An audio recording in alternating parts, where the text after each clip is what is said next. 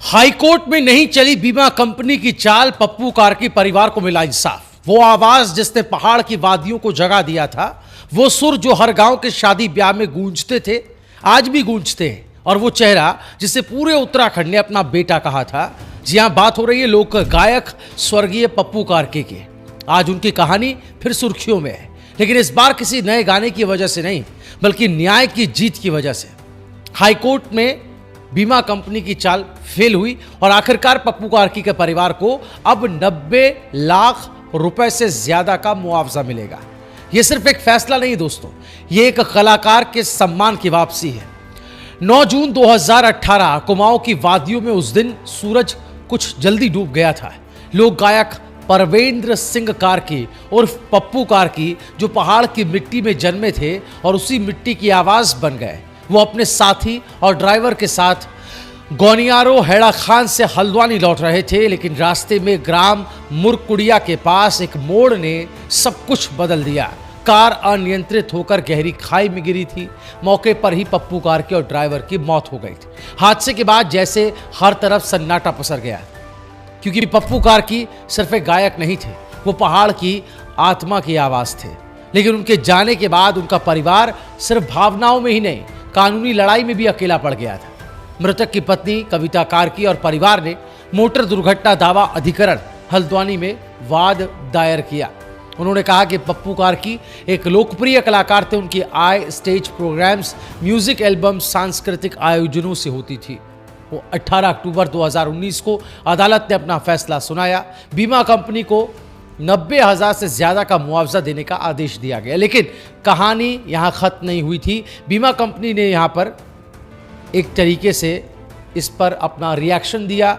Oriental insurance company limited ने इस फैसले को हाई कोर्ट में चैलेंज किया, तर्क दिए जो सुनकर आप भी चौंक जाएंगे। बीमा कंपनी ने तर्क देते हुए कहा कि कोर्ट ने मृतक की आय का गलत आकलन किया।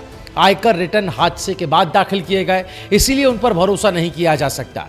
और यहां तक भी कहा गया कि दुर्घटना चालक की लापरवाही से नहीं, बल्कि जंगली जानवर को बचाने की कोशिश में हुई थी।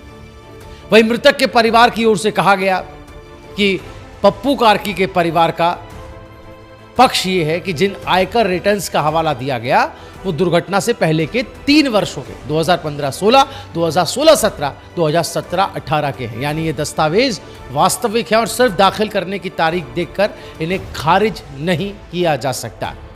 वकीलों ने भी ये बताया कि पप्पू कार्की उस दौर में उत्तराखंड के सबसे ज्यादा कार्यक्रम करने वाले कलाकारों में थे। उनकी कमाई पूरी तरह से पारदर्शी और रिकॉर्ड में दर्ज थी। लेकिन सवाल ये था, क्या अदालत एक कलाकार की आय को भी उतनी गंभीरता से लेगी जितनी किसी दफ्तर में काम करने वाले की सैलरी को लेती है? न्यायमूर्ति आलोक मेहरा की एकल पीठ ने दोनों पक्षों की दलीलें सुनी और फिर यह कहा कि बीमा कंपनी के तर्क टिकाऊ नहीं है। अदालत ने माना कि अधिकरण ने उपलब्ध साक्ष्यों और वैध दस्तावेजों के आधार पर न्याय संगत फैसला दिया है। इसलिए बीमा कंपनी की अपील को खारिज करते हुए 90 लाख से ज्यादा का मुआवजे का आदेश बरकरार रखा गया।